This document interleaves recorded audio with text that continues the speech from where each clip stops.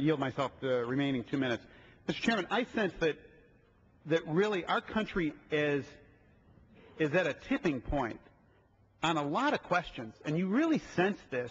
Those of us who were at home in our districts over the past couple of weeks, there's a lot of issues, and I know this is sort of an understatement. There's a lot of issues that are before this body that are issues where we're either going to make a good decision that will make us fruitful and prosperous and robust as a country, or we've got the possibility to make a bad decision that puts us in the trajectory on a different direction. And I would suggest that this is one of those sort of tipping point questions. Now, is the sun not going to rise tomorrow if this bill becomes law? No, the sun will rise tomorrow, and we will be still a prosperous country. But it is one of those things that will have a ripple effect, because the subtext of this bill, remember, the chairman talked about facts of nature. The fact of nature is that when there is an action, there is a reaction. And I would submit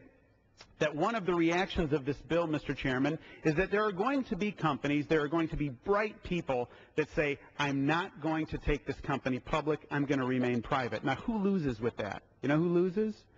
The individual shareholder. It's the mom and pop. It's the person that's struggling, that really wants to have access, but because it is a private company, they don't have access because it's not traded publicly.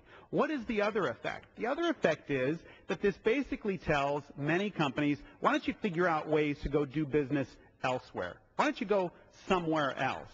Because we are the Congress, and we're gonna reach in and we're going to manage you. I just think we can do better. Look, there's nobody that's here that's defending overly compensated CEOs, and I think the majority's proposal here is ironically very silent as to certain settlement agreements. It is inherent in the process that you settle cases to make them go away. And in closing, Mr. Chairman, I rise in opposition to this bill and ask my colleagues to do the same. Thank you. The gentleman from Massachusetts.